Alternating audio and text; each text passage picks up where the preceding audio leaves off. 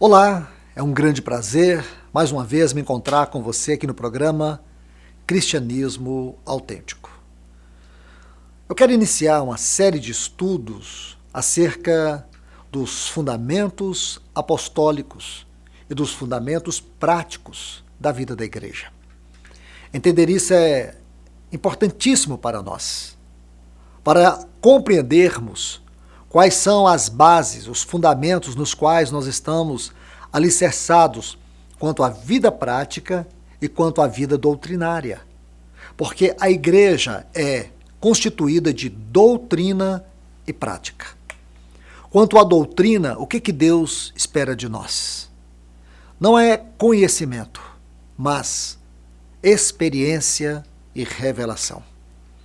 Quanto à prática, o que Deus deseja encontrar em nós?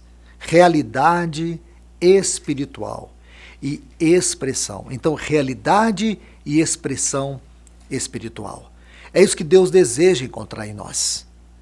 Quando você foca apenas a doutrina, sem a prática, o que nós nos tornamos? Cristãos meramente intelectuais. Toda a realidade daquilo que deveria ser absorvido como vida se torna conhecimento, porém nunca experiência. Mas, se por outro lado, buscamos na vida da igreja apenas a prática, apenas os dons do Espírito e não o fruto do Espírito, a doutrina e não a prática, nós podemos nos tornar sensacionalistas.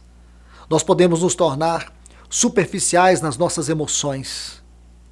Podemos aí perder o verdadeiro significado daquilo que é a igreja, segundo a mente, segundo o propósito de Deus. Quantas aberrações, enganos, mentiras nós temos visto em nome da fé. Nós temos visto em nome do testemunho daquilo que é a igreja. Quantas distorções nós temos experimentado visivelmente nos nossos dias. E por quê? Porque muito daquilo que se diz igreja não está fundamentado na doutrina e nem na prática. Não é só doutrina e nem só a prática. Doutrina e prática. Isto é fundamental. Os textos que eu quero estudar com vocês nos próximos programas estão baseados ali, em Mateus capítulo 16, a partir do versículo 13.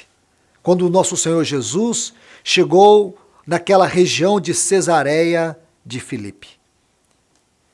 E depois, conjugando com esses textos, estudaremos Atos, capítulo 2 e o versículo 42. E aqui nós vamos ver os 4 fundamentos práticos da vida da igreja. Enquanto em Mateus capítulo 16, a partir do versículo 13, nós veremos os fundamentos doutrinários. Meus amados, ouvintes da palavra de Deus, isso é tão importante para nós.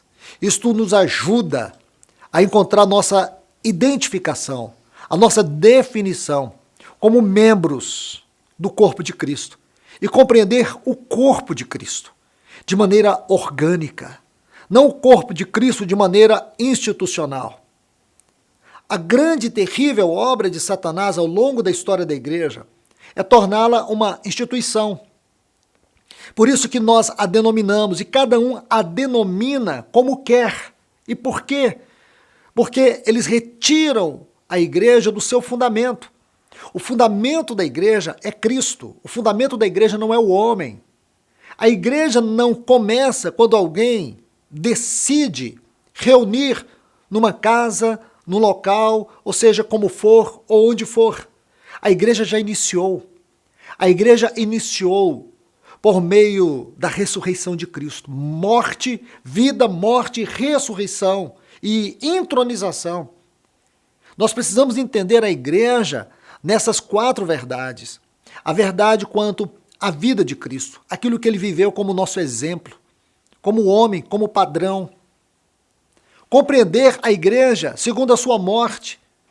Porque Paulo diz em Efésios 5 que ele se deu por ela ele se deu por ela, pela igreja. Então nós temos que entender a relação da igreja com a morte de Cristo. Entender a relação da igreja com a ressurreição de Cristo. Porque quando ele ressuscitou, ele voltou para ela, para os seus. Ele ficou 40 dias aqui na terra com a sua igreja. Então nós temos que entender, não somente na questão da vida, da morte, mas também da ressurreição. E ainda, por último, temos que entender a relação da igreja com a ascensão, com a glorificação. Porque ele foi à nossa frente e abriu um caminho.